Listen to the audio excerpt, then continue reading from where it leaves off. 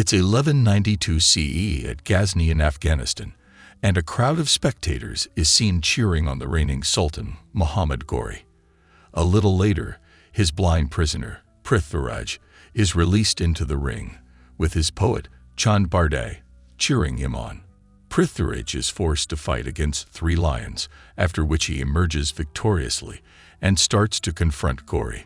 Unfortunately, he faints due to weakness and is taken back to his cell, where Chand pleads with him to wake up.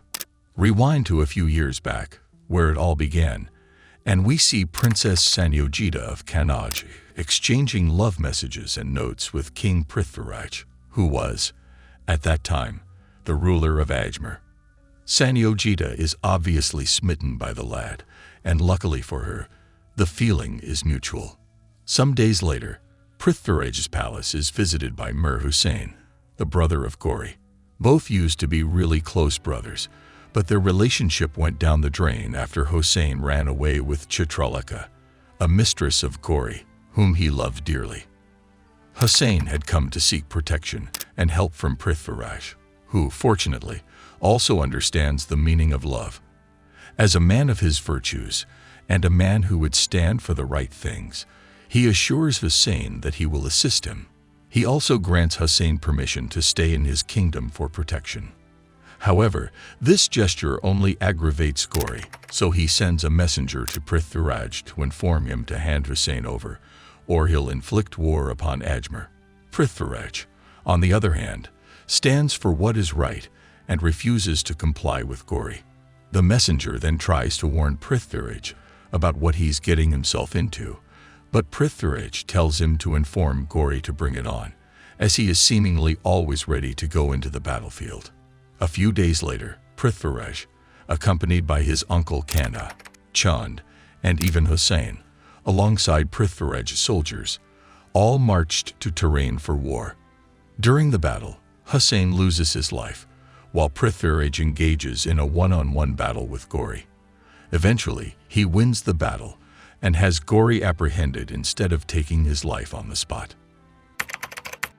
That night, the entire army mourns Hussain's passing, after which Chand goes to see Ghori to relay a message from Prithviraj. Ghori, on the other hand, continues to wonder why Prithviraj had spared him, and Chand explains to him that there's no glory for Prithviraj if he has killed the Sultan just like that. During a council meeting to determine Ghori's fate, it is revealed that Kanha has been blindfolded for killing a previous guest of Prithviraj. As punishment, Prithviraj has asked him to remain blindfolded until he has to go to war. Of course, after the war, he would still put the blindfold back on. Kanha vows before the men that anyone who speaks against Prithviraj will be slain without thinking twice. Just then, Ghori is escorted in to await his judgment. Kanha gets overwhelmed and goes to attack Ghori. However, he is held back before he can do anything stupid. Chand urges him not to cheat death and lays out a prophecy that the Sultan will die the same day that he dies. When Kanha asks for the day he would die, Chand replies that it will also be the same day that Prithviraj would die. He tries to attack Chand, but Prithviraj shows up immediately. The court hearing begins, and Prithviraj asks the Sultan what punishment will suit him.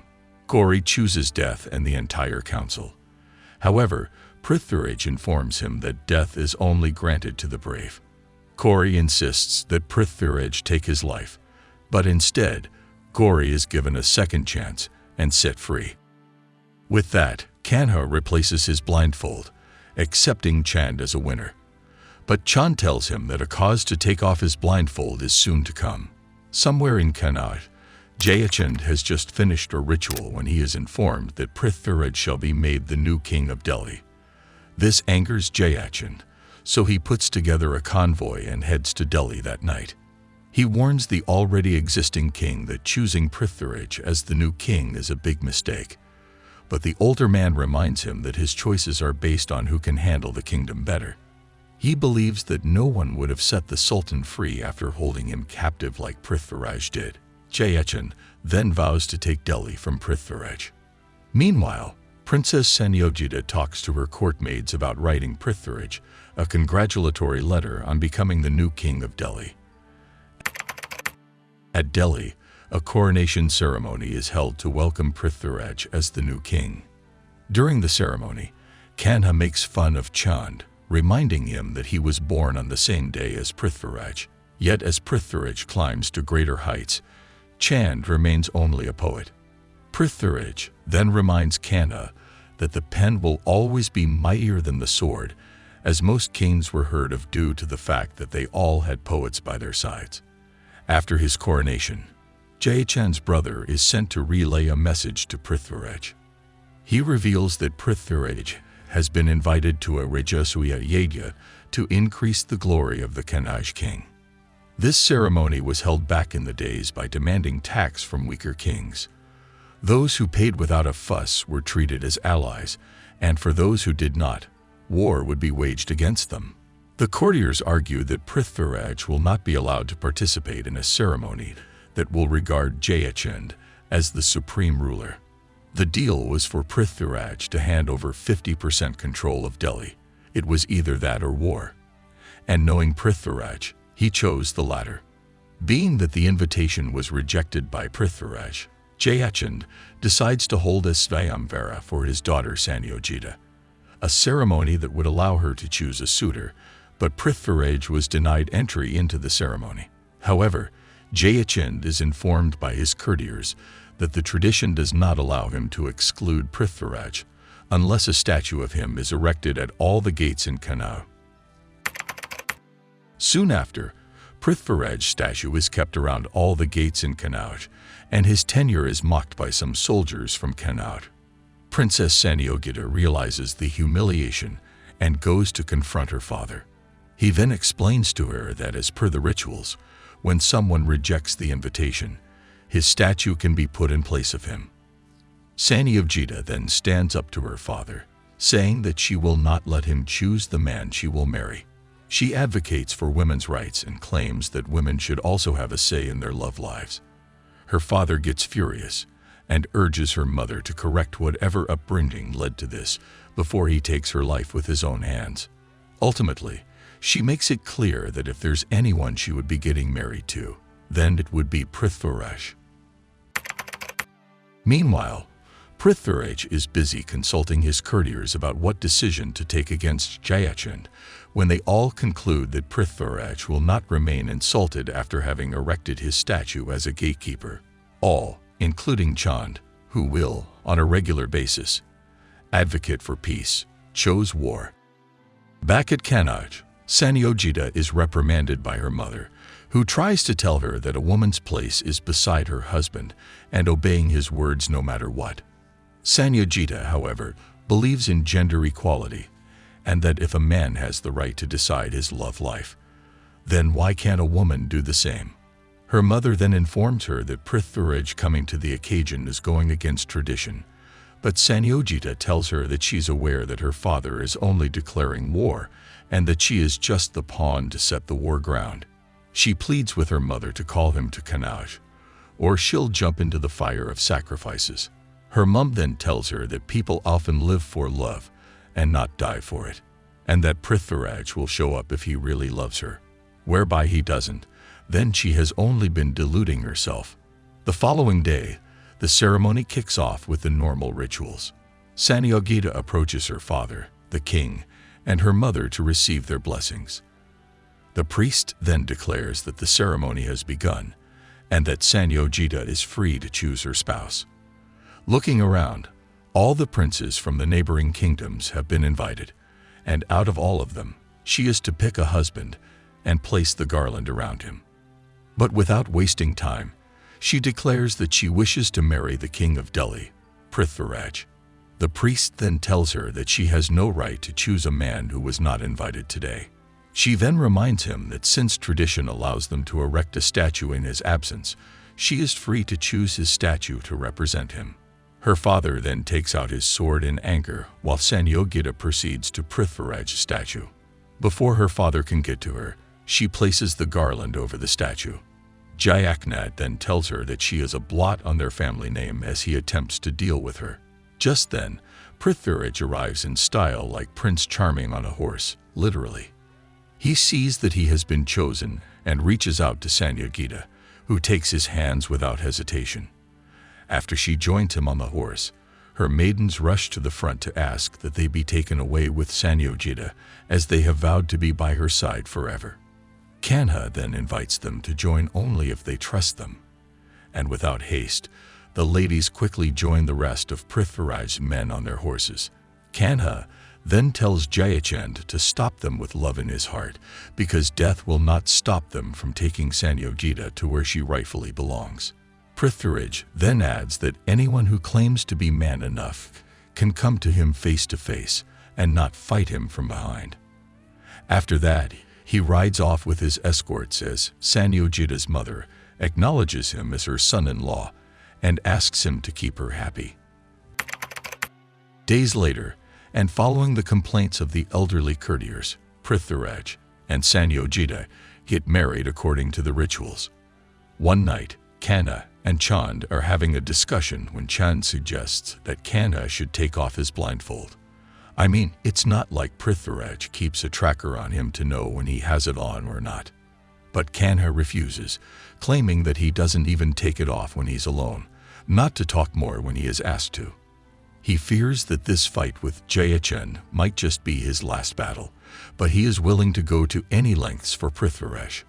Prithviraj overhears the conversation and asks Kanha what he should ask their goddess for. Kanha then tells him to ask for the privilege to die for his motherland and for Prithviraj. They then embrace.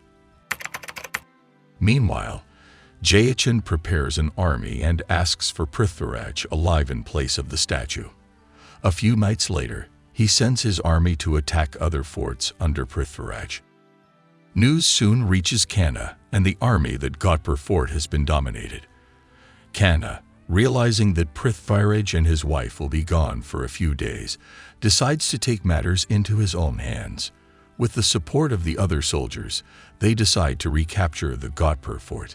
War soon breaks out at the fort, with Prithviraj's men emerging victorious. However, Kanha and many other men of Prithviraj ended up losing their lives in the battle. After Prithviraj returns from the temple, a memorial is held for the 26 soldiers who were lost, thanks to Jayachnad's greed. Sanyogita joins the memorial but hears some women asking who she has come to mourn, when it is her fault that the soldiers had lost their lives. Prithviraj decides that he must have revenge for the fallen soldiers, but soon rethinks his decision, as Kanha's last wish for Prithviraj was to forgive Jayachand. Prithviraj finds it difficult, but he ends up honoring Kanha's last wish. Days later, Prithviraj decides to give an equal position to Sanyogita in his court. This decision is opposed by other older court members, but Sanyogita tries to give reasons why women should not be excluded from societal decisions in their homes, as they have authority to. Fortunately, Prithviraj steps in and manages to get their approval by telling them about the importance of women in society. Jayachand wants to get rid of Prithviraj, right? So he reaches out to Muhammad Ghori through a merchant and basically says, "Hey, capture Prithviraj for me, and I'll give you whatever you want." Ghori's like, "Sure thing," and sends Ibak to Delhi. Ibak has a chat with Prithviraj and says, "You can either work for Ghori or get ready for round 2 of war." Prithviraj decides to go with the war option. This sets the stage for the second battle of Terrain. As the battle goes on, Ghori's army starts to shrink. Ghori then comes up with a sneaky plan. He attacks Prithviraj's army at night. Sneaky, right? Well, it works. Ghori's army defeats Prithviraj's army and nabs Prithviraj, hauling him off to Ghazni. While Ghori's army is heading towards Delhi, Sanyogita and some other Rajput women decide to go with Jauhar, which is basically mass suicide by fire. Ghori, being the not-so-nice guy, refuses to hand Prithviraj over to Jayachand, leaving Jayachand in absolute agony over the loss of both the Delhi he has been trying to get, and most importantly, his daughter. So Delhi is under the control of Ghori's soldiers now. Kori decides to make things even worse for Prithviraj. He orders his men to gouge out Prithviraj's eyes, leaving him blind. Tough break, right? But hold on, Prithviraj doesn't back down that easily. Even though he's blind, he's got some serious courage. Picking up from where we had initially left off, Prithviraj is thrown into an arena with 3 lions, and guess what? He manages to defeat them. Talk about incredible bravery. Prithviraj then lays down a condition. He tells Gauri that if anyone wants to challenge him, they should call out his name, and he should be allowed to have Chand help him with his words and poems. That's actually clever, as Chand had played a significant role in helping him take down the lions. But before Prithviraj can finish making his point clear, he falls unconscious, and the next day, he's given a chance to save his life. Gauri's men come up with a deal. They say Prithviraj can have 7 arrows and a bow. If he manages to kill just 1 guy from a group of 7, he'll be set free. Prithviraj, however, is one gutsy guy. He turns down their offer and instead asks for a one-on-one showdown. He wants 1 arrow, and he wants to face Gauri himself. Gauri agrees to the challenge and marches onto the battlefield. As Gauri approaches, Chand, the trusty poet, recites an inspiring poem to Prithviraj. Fired up by the words, Prithviraj takes aim and shoots an arrow right into Muhammad Gauri's neck, killing him instantly. Finally, but here's where it gets tragic. Just as Chand rushes to the arena to celebrate with Prithviraj, arrows from Gauri's men rain down on them, ending their lives. It's quite heartbreaking, but nothing can be done at this point. However, the story doesn't just end there. Prithviraj's men are set free from prison as per the deal. They take the lifeless bodies of Prithviraj and Chand back with them in order to give them a proper farewell. The film concludes by letting us know that Prithviraj Chauhan was the last Hindu ruler of Delhi before the Islamic conquest, which lasted for about 565 years from 1192 to 1757. India finally gained independence in 1947 after 755 years of foreign rule. So, Prithviraj Chauhan's sacrifice actually played a huge part in that freedom. And this is the end. This was a recap of the 2022 Indian Hindi language historical action drama film, Samrat Prithviraj. Directed by Chandra Prakash Dwivedi and produced by Yash Raj Films. Who else didn't expect Sanyogita to make such rash decisions after spewing all that stuff about women's rights?